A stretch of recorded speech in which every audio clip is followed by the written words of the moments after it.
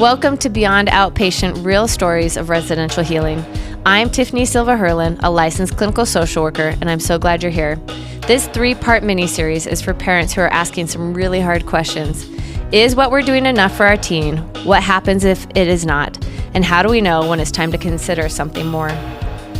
Through the real-life experience of Jessica and her daughter Erika, we're going to walk through what it actually looks like to make the decision for residential treatment, what happens during the process, and what life looks like after. This isn't just a story about treatment. It's a story about family, fear, growth, and healing. And most importantly, it's a reminder that you are not alone in the process. Please remember that this podcast is not a substitute for therapy. Always consult a licensed mental health professional regarding your family's specific needs.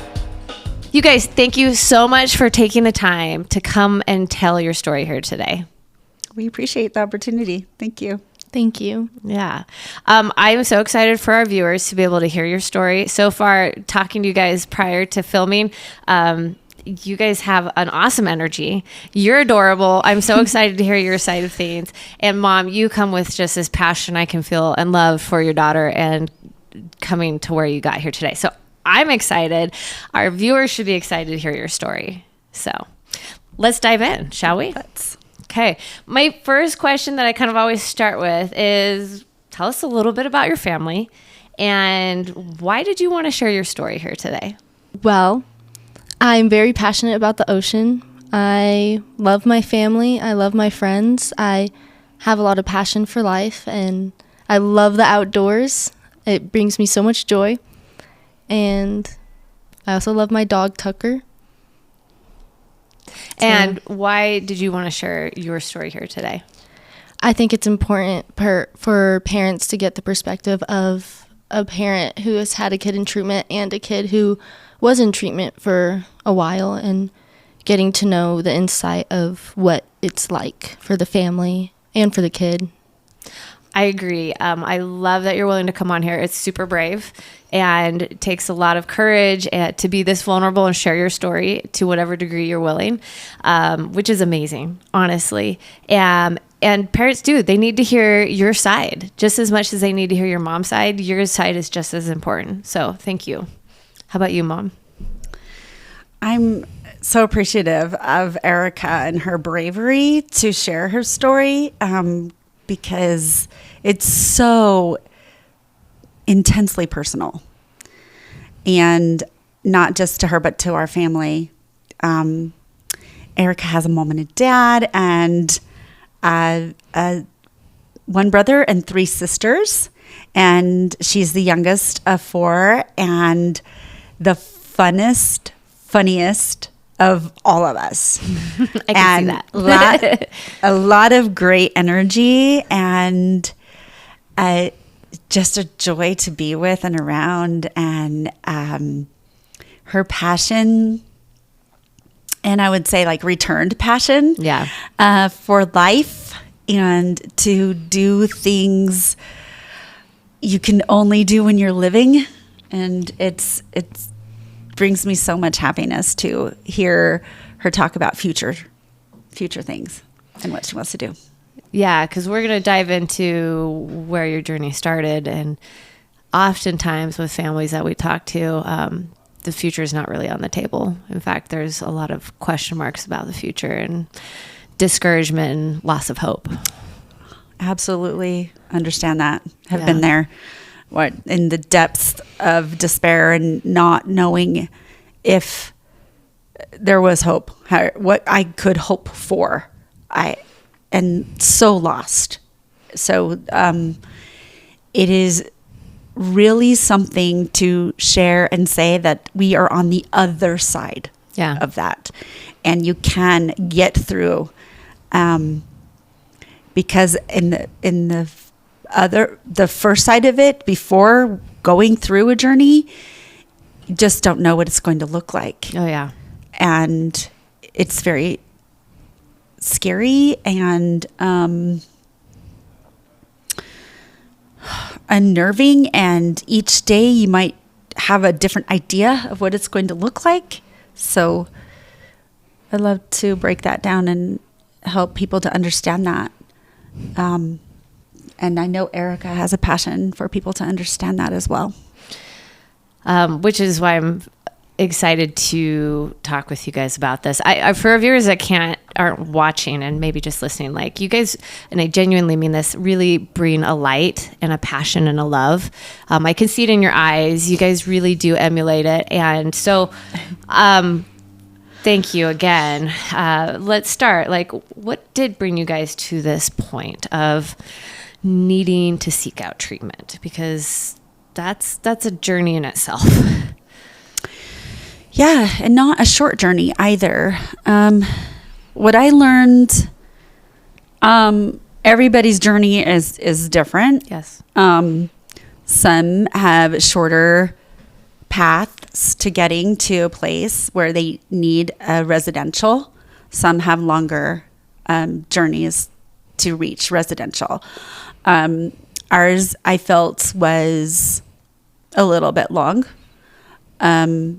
And our decision to go to Discovery Ranch was the last choice. It was the ultimate, like, if all the other things didn't work, this was going to be the last thing that could work. Last resort. That's pretty common, I think. And for a to lot of say families. like last resort was really difficult at some times, because how could I articulate that to my child in a way that was not coming across of this is your last chance? Because it wasn't a last chance. It was the best final resort to what could help her.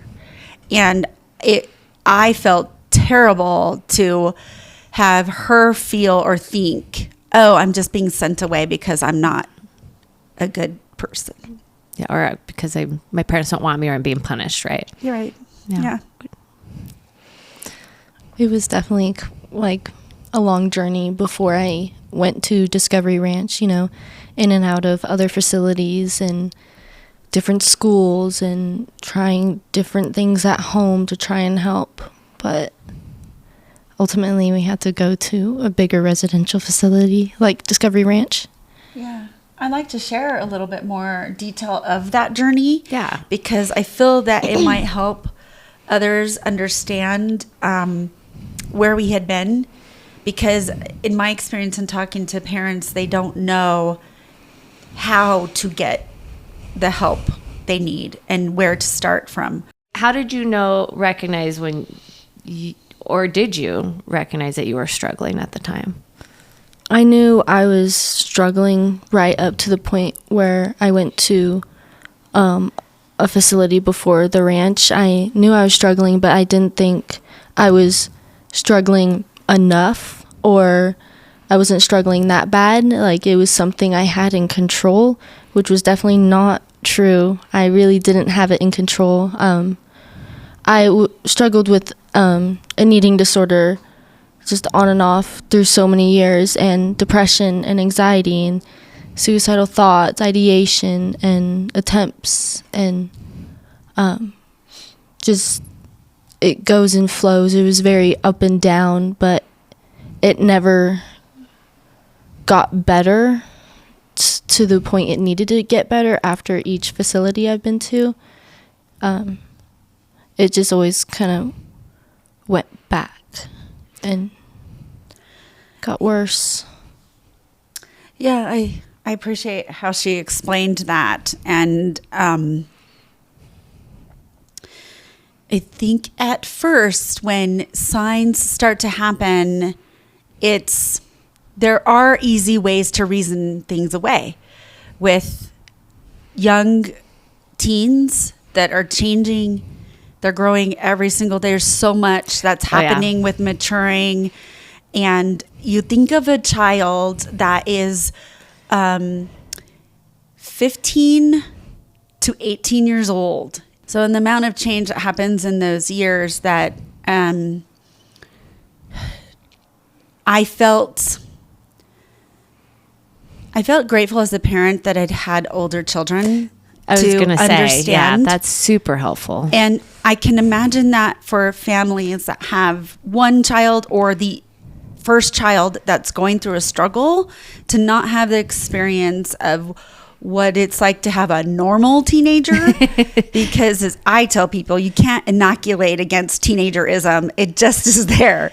And so what's normal, what's not normal? Yeah, it's hard as a parent having teens myself being like, you know, and especially as a therapist, I often have to be like, okay, we're crying, we're struggling today. Like, is it a big deal or is it just like a little deal? And oftentimes they don't want to tell you, right? Like they don't want to talk about it. So you're as a parent, and of course, as a therapist, I'm like, don't jump to the worst conclusion. You know, they're always like, Mom, I'm just having a bad day. I'm like, oh, okay, good. And also that I, like being the parent, I wanted my children to trust me and to share things with me, but 100%. I'm the parent. Yeah. So naturally they're going to hold things away because of fear, or just don't want to have that judgment or be thought of negatively by a parent. Or reaction, or just wanting independence, right? Absolutely. From us hovering. Right. Which we don't hover, but sometimes we do. Yeah. And Okay. and there in that, there are Joking. some times when I thought I could have done more. I could have done better. I woulda, coulda, shoulda. And it's hard to not beat myself up for not recognizing some of those signs really early on. Yeah. And so recognizing patterns and knowing your child and really holding to the core of myself, that I knew my child and I knew what was happening was not her, and was not, something wasn't feeling right or going right. And then learning through treatment. So first starting with some counseling, then So outpatient. so just like a therapist and going to and talking, but deciding when to medicate, how to medicate is also something that was foreign to me. Yeah. Not an experience I had had. I'm really big on let's address the issue and see what it is, but I'm not opposed to medication, like if it's needed. There were extenuating circumstances globally at a time when she was struggling with some things where we wouldn't have had the access to friends as quickly. Going to a normal school situation wasn't happening. Being able to access, find the right kind of care. It was a struggle. You referring to like the pandemic? Yes. It was coming out of COVID. Yeah. When I was a freshman, that's like when the quarantine ended and things started to kind of get back to normal, but there's still like the mask mandate. Yep. School was a little off. I honestly, as a therapist, I've always wondered how that's affected teens who were really struggling with their mental health at the time. I could only imagine. It was made it pivotal. worse. Yeah. It was pivotal. She was middle of 8th grade, middle of freshman year. Oh my goodness. And It's such a crucial time. absolutely. It started when I was in 7th grade. That's when everything shut down and we were full blown at home. Could not leave. Couldn't see my friends. And I just know like that changed my brain, changed the way I think, And I was also growing up, and I was kind of growing up a little bit away from society during like a really Isolated. rough time. I was isolated. All I had was my family and my moody sister. Sisters aren't moody. What are you talking about? Well, this one is. Totally joking. Erika and her older sister are the closest in age of our family. Mm-hmm. They are 2 years apart. And so a lot of things they did as younger children were done together.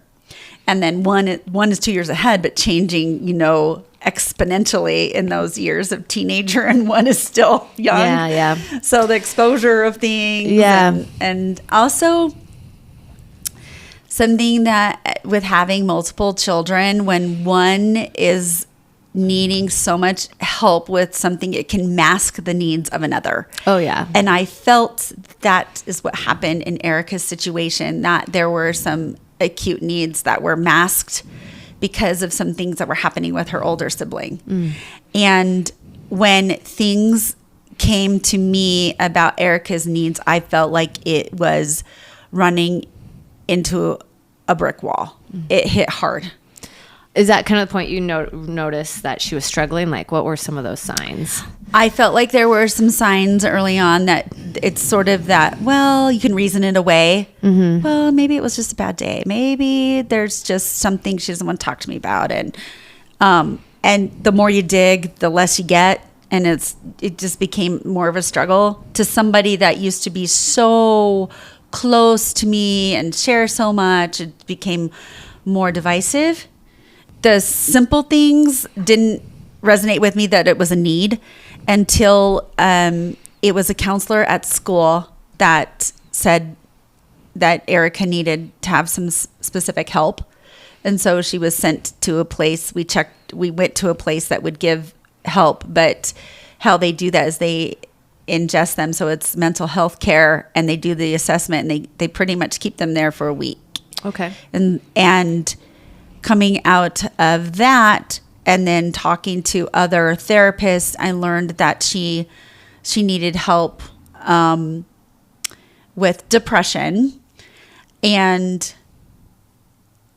we tried like a PHP program, and I felt that it was working, and then found that she was making connections that weren't good. So the risk is when you go be with peers that are having struggles like you're going to learn some things that aren't okay. And that was worrisome to me.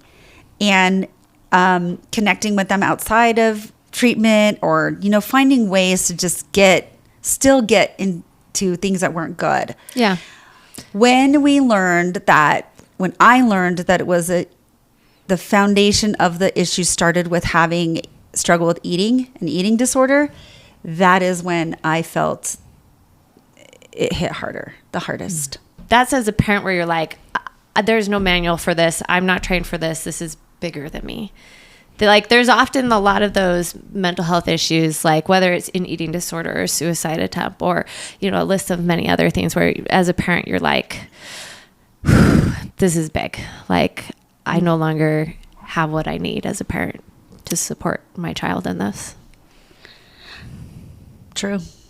And I thought, what's wrong with me? I'm good at making sure there's nutrition and things in our family. What is this? And I learned better of that thought and understanding through her treatment. And actually all the way through to Discovery Ranch, we learned some things there that really helped us to connect well on the eating disorder part. Interesting. And it is interesting because having been in eating recovery twice, and it was the second time she was there that it was very severe, and that it was after that she went to the ranch. What is it that you'd like us as moms or parents to know of, like, when you're going through something hard? Us moms, we want to know. We want you to open up to us. We want you to be our little girls, right? And to trust us and to tell us what's going on. Mm-hmm. But help us understand from your perspective, like, what's helpful and what's not helpful, and why maybe you pull away and shut down during those tough times. I think with like the struggle of mental health, you just, no matter how many people are around you or how many people are in your support circle, you still feel alone. You still feel like the entire world is against you. And sometimes definitely approaching me and like just feeling kind of interrogated, even though I know my mom was anxious and trying to figure out what was going on with me, I pushed back. I didn't know how to talk about it. I didn't know how to express what was going on. I didn't even know what was going on myself. Like, I was just, I'm not sure. It's a very blurry time in my life, but I would like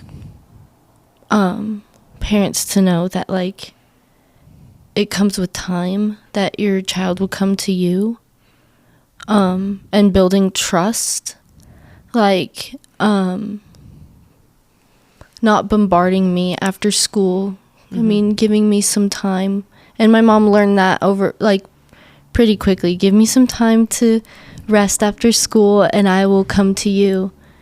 And after quite a bit of time, I started coming to my mom because I learned that I could trust her. And I guess still it's ingrained in my brain. Like, sometimes I'm like, I'm scared to get in trouble. I'm scared to talk to her about this. But then she reminds me still to this very day, you can talk to me about anything. You can come to me. You don't have to lie. You can tell me the truth.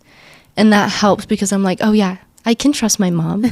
I can tell her things. But I mean, I couldn't say that about all families because there are some like parental struggles where their parents aren't very healthy for the kid, you know. I've learned that in treatment. I had friends there where they were not close with their parents at all. They really struggled to even have a normal conversation.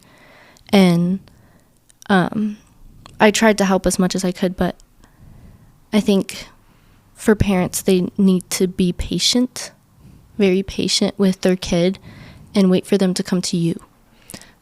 I love that. And I love your perspective. Giving our kids space, giving our kids time, giving our kids the ability to take a breather, right? And what I'm hearing you say, maybe you don't mean to directly, is that us parents, we have to do our own work.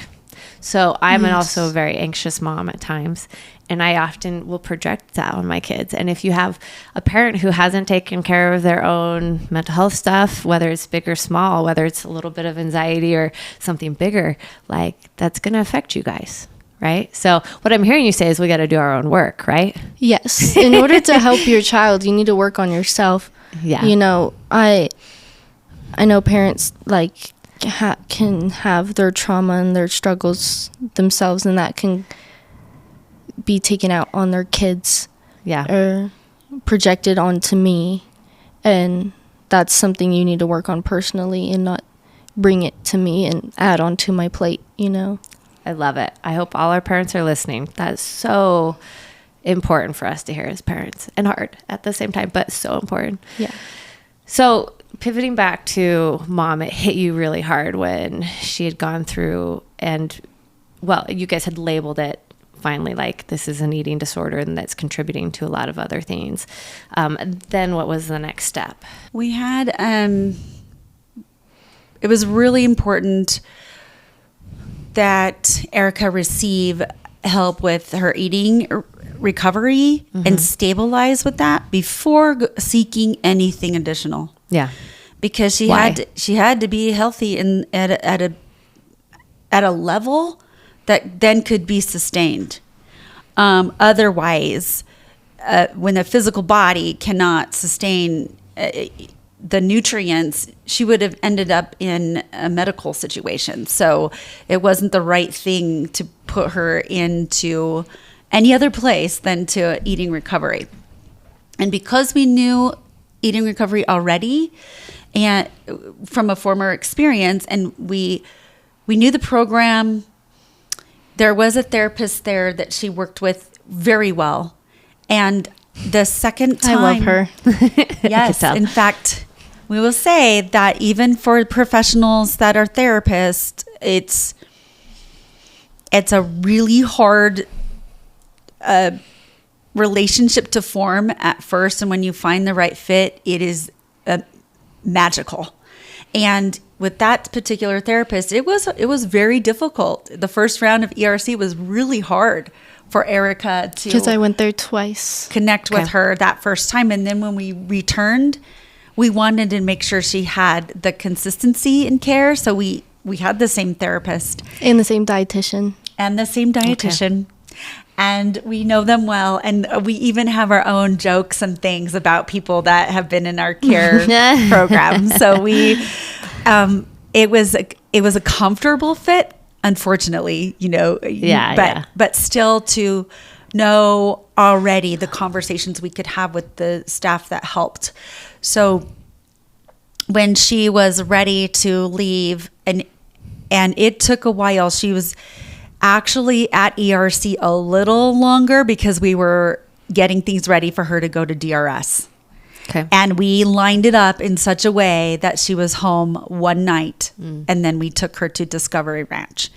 And we let her know that, and we shared the news with her in the room with her therapist, with the supporting staff there, and knew it would be a hard message and met with emotion by everybody.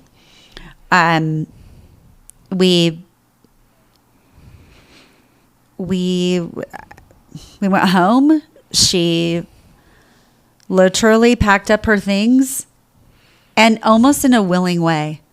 She was not showing anger or dissension. She wasn't fighting back with us, but internally she might have been. She's giving you some looks, so Well, you want to speak up? Internally she might have. I remember saying a lot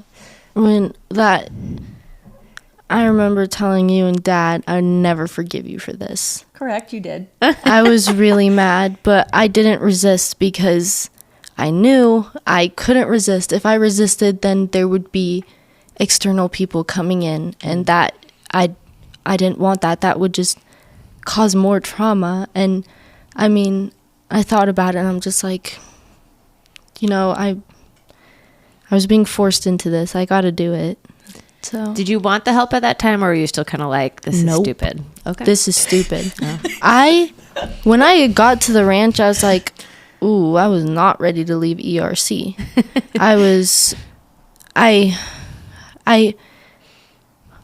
I remember before I learned that I was going to the ranch, I kind of in the back of my mind with the full intention of going home and relapsing. That full intention, like kind of in the back of my mind, but in the front it was like, yeah, Mom and Dad, I'm going to be great. I'm going to be a good kid. I'm going to do so much better.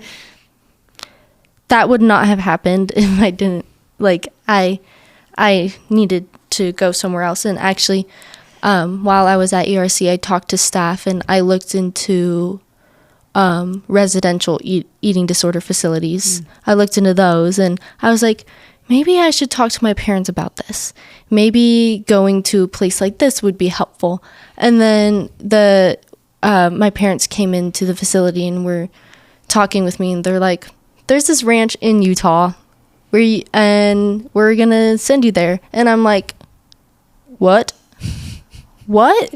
Why? Why are you doing this to me? Why are you sending me away? Why are you wanting to get rid of me? I'm like, this facility of all things, like, I have to raise a cow? What is this? Would have helped. I mean, maybe it's hard to look back now, or it's easier to look back now, but would have helped for your parents to try to get like your buy-in and get you to be part of the decision? Or do you think you still would have been like, no way? Honestly, I kind of wish I was part of the decision, because if I was part of the decision, I would have chosen a different facility that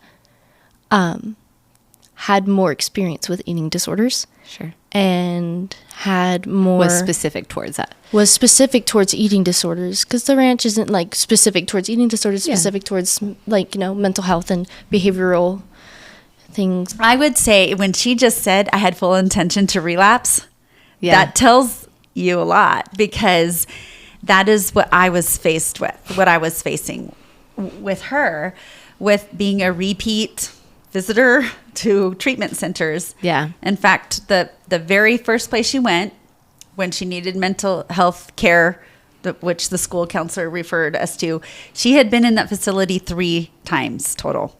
What was the length of stay there? First, the 2 times were 7 days. Okay. The third time was shorter because we had a really great therapist inside that advocated for her mental health, that it wasn't a good place for her to be. She was ill and could not be amongst anybody, so she was pretty much in a room. I had the flu and they wouldn't let me leave without getting tested for COVID. Oh. Or anything, if she was really sick. Okay. I had a really bad flu. Oh, man. And I was so, in a like, we room need to by get her myself for home. days. Yeah. I learned how to do Sudoku. That's good. It's good for your brain. So those experiences told me Like, there's got to be something longer and stronger. Yeah. I do want to jump back and say, I love that you guys talked about the need in any recovery, whether it's eating disorders or substance or any type of addiction. You do have to take care of your physical body. You have to get in a place where you're sustainable, right? And all those addictions can affect our physical well-being, right? And it's one thing that as a therapist, even a mom, you know, when someone's emotionally off, it's like, have you eaten? Have you had a nap? Have you gotten enough sleep? Are you sick? Like, you go through those lists. If those needs aren't met yet, it's going to be really hard to be like, so how are you feeling? You know? Yeah. So you have to, with my physical health, like, it was not good, and that affects your mental health. Like, my mental capacity wasn't there. I was just, everything was kind of a blur. Everything was almost fuzzy, and in order for me to work on my mental health, I had to work on my physical health first, so I could actually focus on something, so I could actually, you know, be fully there, because I wasn't fully there because I wasn't nurturing my body, and food and nutrients are so vital to your mental health, extremely vital to your mental health. See this? And I couldn't. This is. Would she have said that before? No, absolutely not. Yeah. And I think she would have said the words because she knows it's what needs to be said. But not really believed it herself, because her struggle with the nutrients and feeding the body. When she knew, I'm not doing the right thing for my body, I'm going to turn to things that are going to satiate me in a new way, in a different way, but still not be good for me. And then that was kind of what unraveled her into depression, was I'm not doing the things I know are good for me, and I'm a disappointment, and just that shame, the bad talk, the poor talk of oneself, like it just all the way to where she's. And so I saw that cycle happen up and down, and a couple other patterns that happen, which I think are important to share, that I identified with knowing when she wasn't well. Returning to school and doing well for a short stint, and then every day couldn't stay.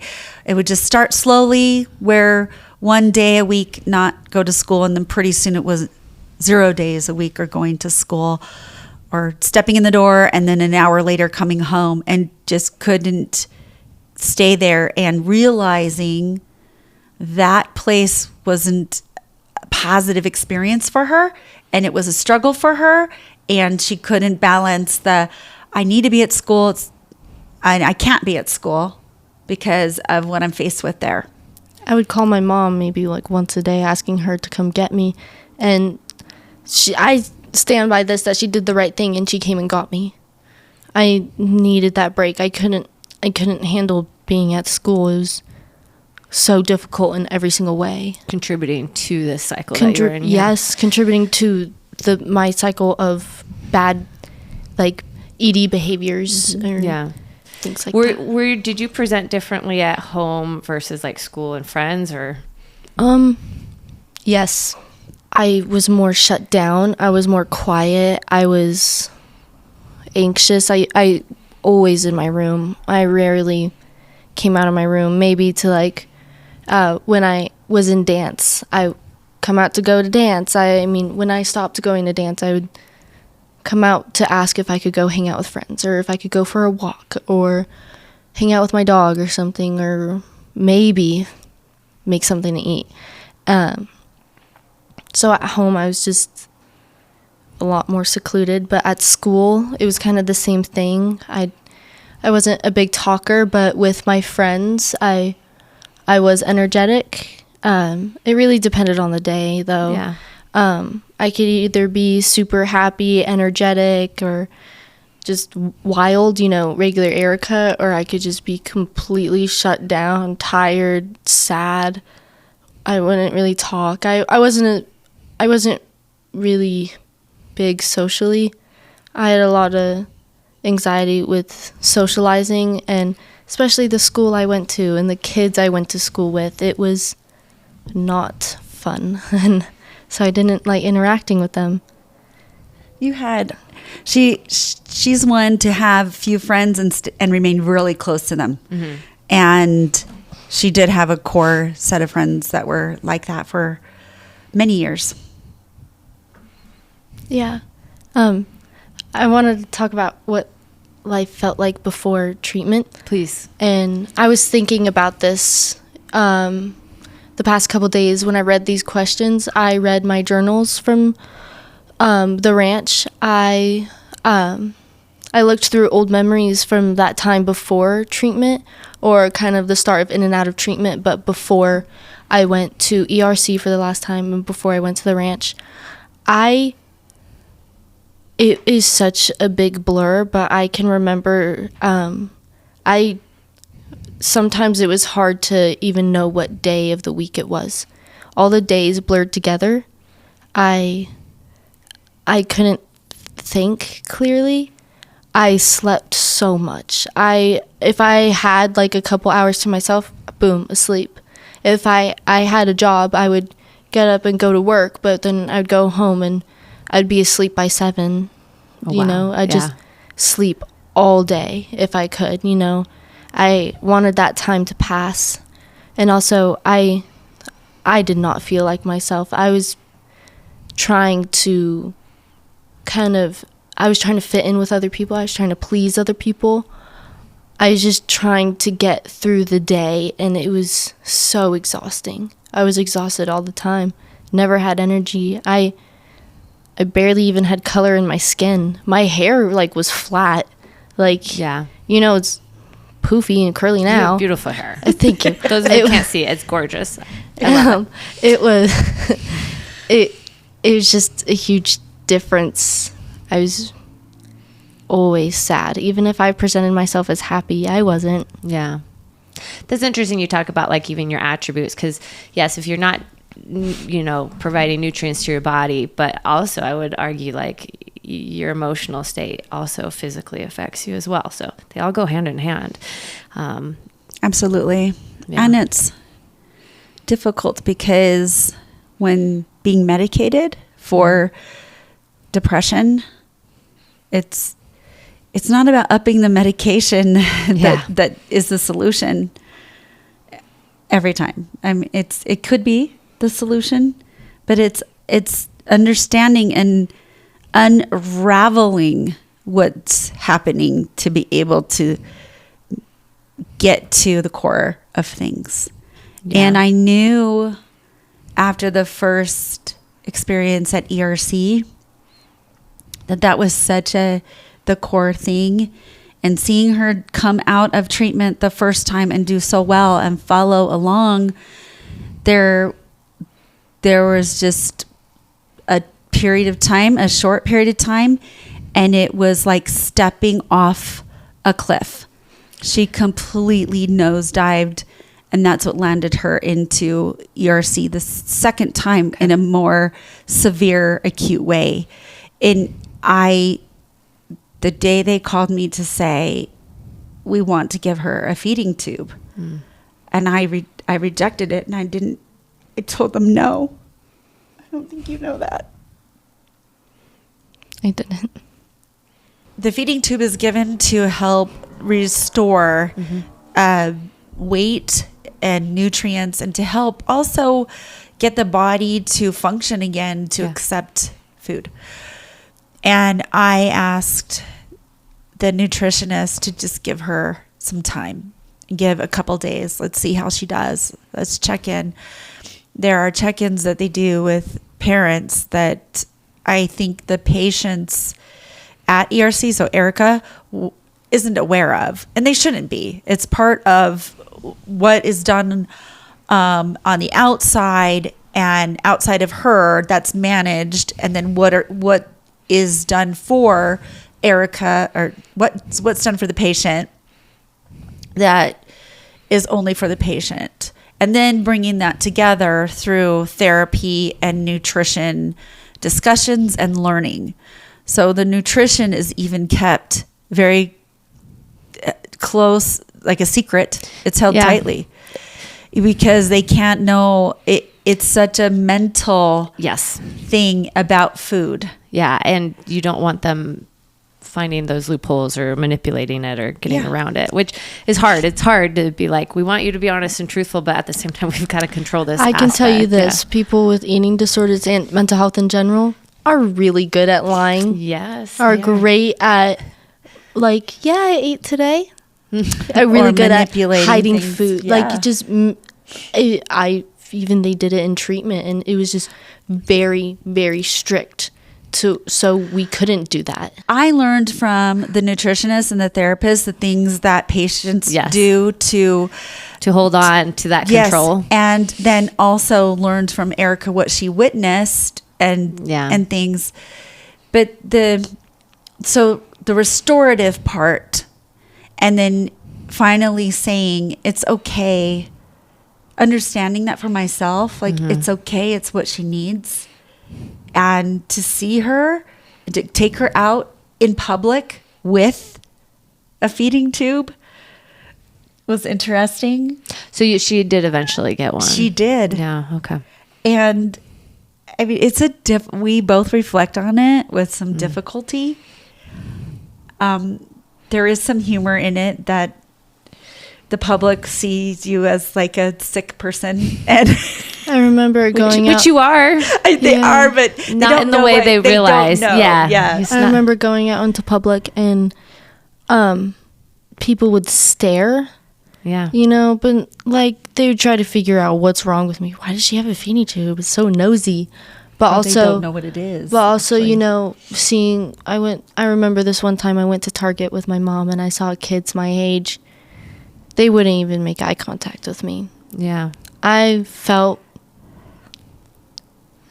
so like dehumanized. I didn't choose to have a feeding tube. I didn't want a feeding tube, but I had to have it. And I couldn't take it out. They would just put it back in. That's got to feel so isolating and lonely for you. Especially amongst your peers. Yeah. But with my peers at ERC, best community ever. Yeah. I still talk to them to this day. Every single one of them I talk to. That's so awesome. Because they all went through the same thing. They were with me by my side at my worst. They saw me at my very worst, and I saw them at their very worst, and you keep those bonds forever. Yeah. And also from a parent side, want those bonds to be healthy and not where the bond is causing them to be in an unhealthy place again. Yeah. I think you made a reference to that. I think it is a legitimate concern to be like, I don't want to allow my child to be exposed to new ideas that are going to make things worse. And yet, the real goal is to get them a place to find healthy relationships, right? Because whether they're at home and at school or in a program, if they're seeking out those people, right, to support whatever struggle they're having, then it kind of doesn't matter the environment, right? The goal is to get you to a place where you're like, no, these people are going to help me move forward on my journey, not hold me back, right?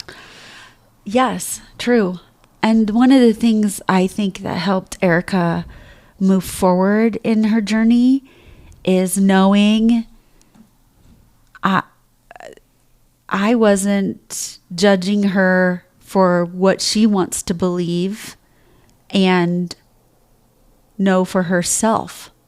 Like finding herself.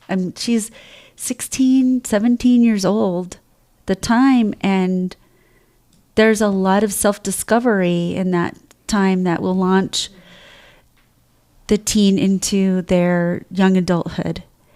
And I felt it was important that she receive true help before becoming a young adult.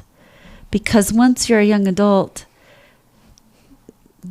my control over what she would receive goes away at 18. Your support, your influence, Your legal maybe influence. More, right. Yeah. My support and influence was stabilized in those years to help her now Yeah. be a young adult. Yeah. Was it hard to make a choice to send her out of state? I mean, Utah's not too far from where you guys were, but still, I think it's hard for a lot of parents to be like, we're going to send them out of state far away. That's understandable. I mean, anytime that you're out of reach, it can feel uncomfortable. And I think for our family, because we had older children that had already lived away from home, we'd already established a way to travel and see family. We've always been road trip family, which helped a lot. I put a lot of miles on my vehicle to visit.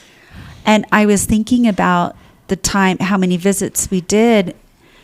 I think we'll get to this probably when we talk about DRS more. But sending her to Utah was not a difficult decision for us because of proximity. That's good to hear, because I think for a lot of parents it could be, especially if it's like their only child or their first child or things like that. Across the country, we met many families that were not nearby. Yeah. From like Pennsylvania. Oh, yeah. New York, all over. So far. Yeah. The Carolinas. Yeah.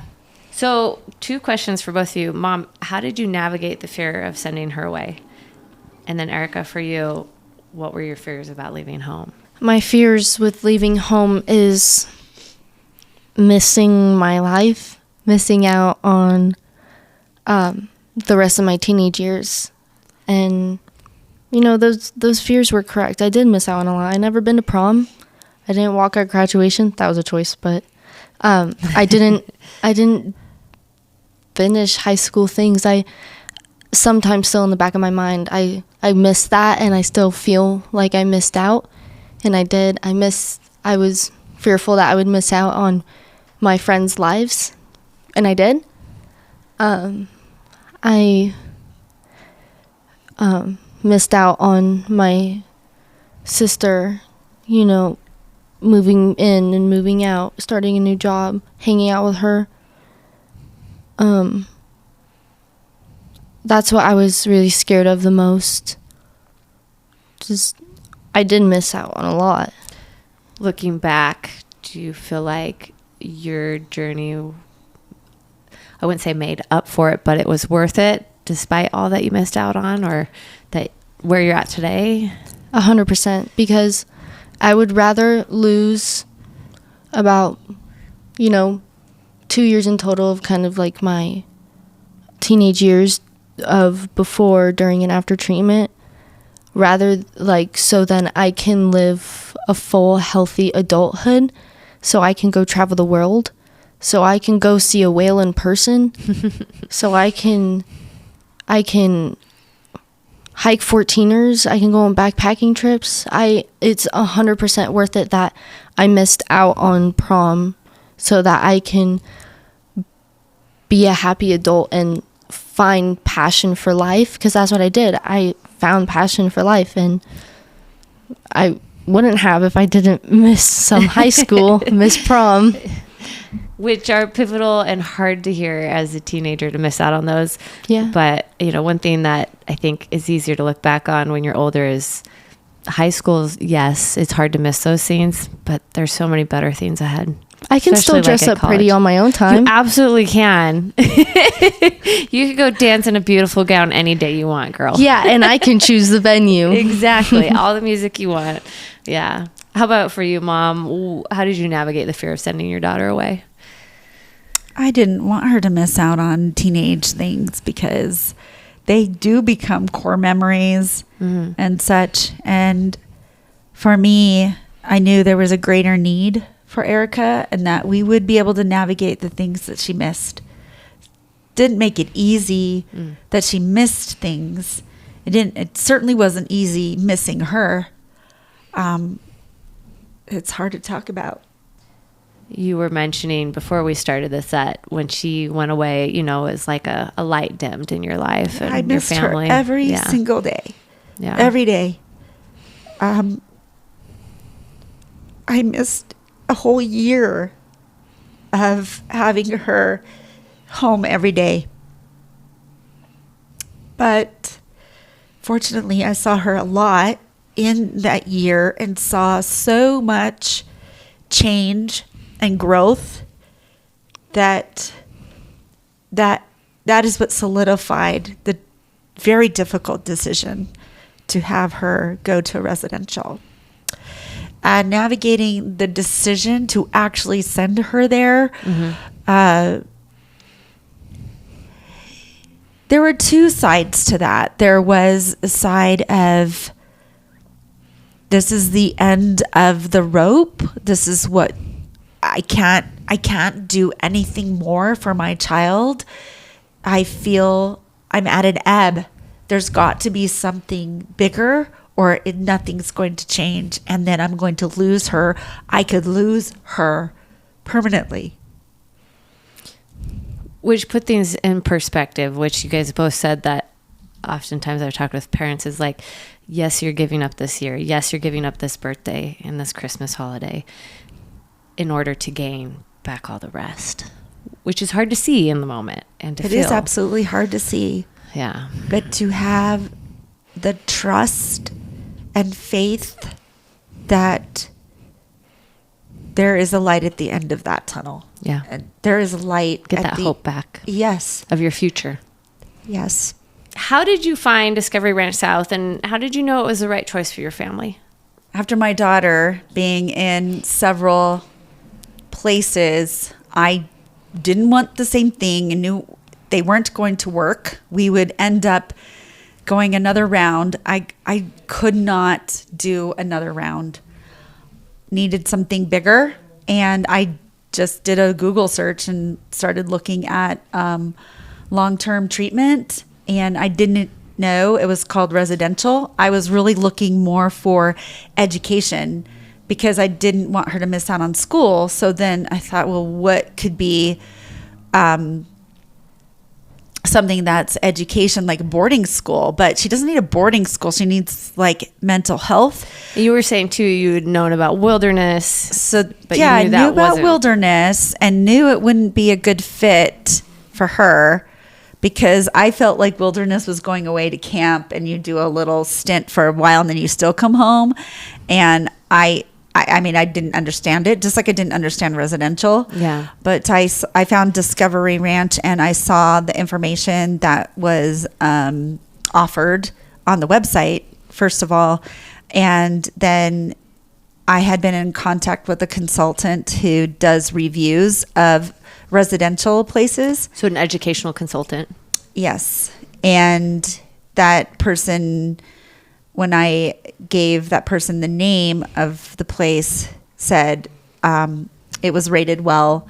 And this review of places comes frequently. So the consultant would visit locations frequently to reassess them because they go through changes. And it was known to be a good place. And I think what one of the key things I enjoyed about learning of Discovery Ranch was that it was a ranch and they had animals there and it was part of the therapy and the care. And when the child has opportunity to care for another, how much that helps them to know that they're cared for.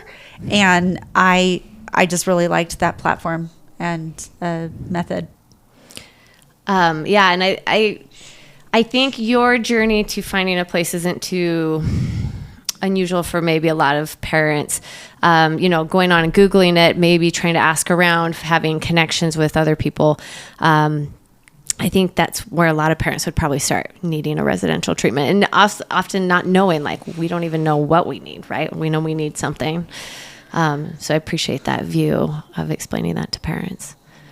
I'd also like to say that there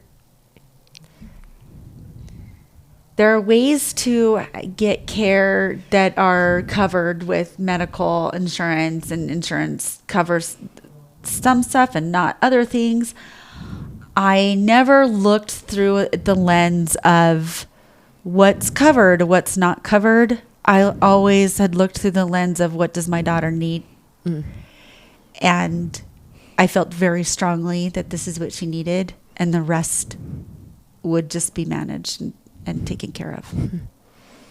Which takes a big leap of faith, I think, for parents. Difficult. Yeah.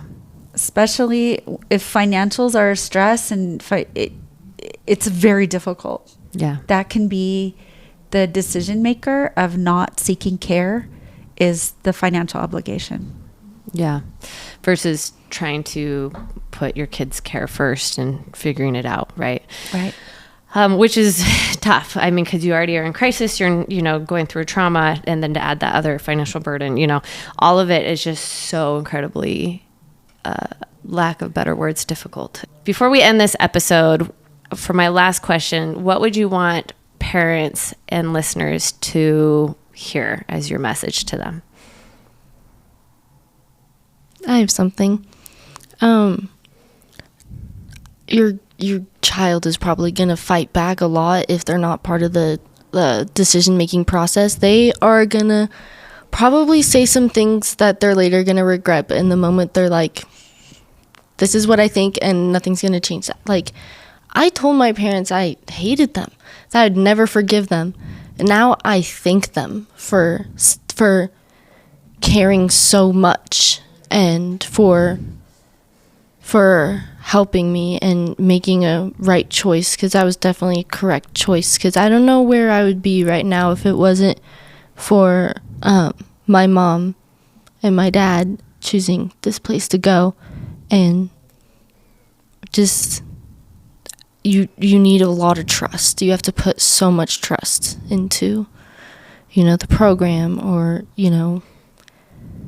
things with that, and just try, I don't know, trust the process. Trust the process is always a good quote, because it's true. I think at the beginning, there's no trust in either side. And the parent often knows better than the child that is young, does not have a lot of life experience or understanding, making choices. They don't even understand why they're making those choices. And was not surprised that my daughter would say, I didn't trust my parents and they were sending me away. I very much felt that is what she would feel. And I was grateful for the journey to start over with building trust. And that occurred through the whole program. And that's where we are now. I love that you guys were able to come on here and share, especially the hardest part of your journey, part of the hardest part. Treatment also comes with hard parts as well. Thank you for sharing what led up to, okay, we need treatment. We're in crisis. My daughter's not doing well. Erika, even whether you want to admit or not, knowing that you weren't doing well, right? Maybe we'll talk about when that kind of changed for you. But to our listeners, stay tuned. In our next episode, we're going to talk about what actually happens when you are in treatment. How can families survive the early days, and what would you like parents to know, who are maybe considering this? So thank you guys again for your openness, your honesty, and for showing up today. You're welcome, and thank you. Yeah. Thank you.